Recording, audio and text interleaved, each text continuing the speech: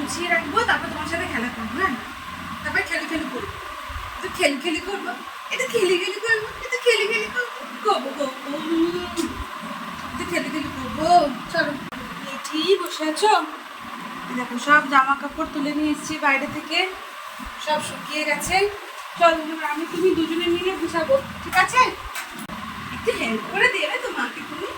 বুবু একটু হেল্প করে দাও, দেখো কত জামা কাপড় গুছাতে হবে মাকে। হ্যাঁ, একটু হেল্প করে দেবে তো? একটু হেল্প করবে তো? একটু হেল্প করবে?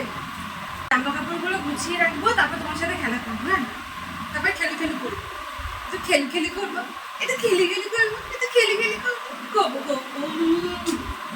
তো খেলি করবো। চলো,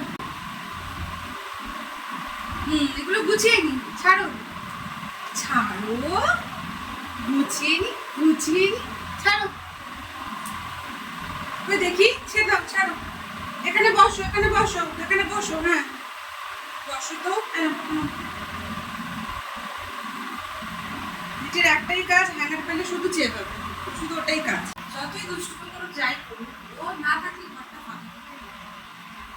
সারাদিন ও থাকে, সত্যি ভালো লাগে, সময়টা খুব সুন্দরভাবে কেটে যায়।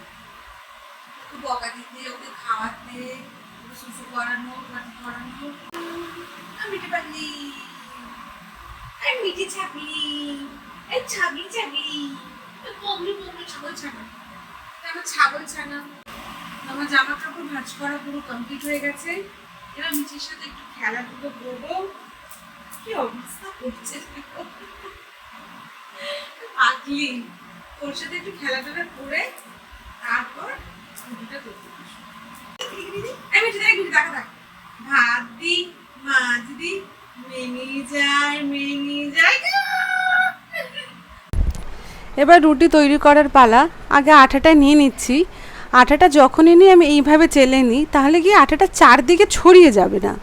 আর চেলে নেওয়াটা খুবই দরকার, তাহলে তুষগুলো বেরিয়ে যায়, মুখে পড়ে না, আর আটাটা ভালো থাকে, রুটিটাও বেশ নরম হয় খেতে।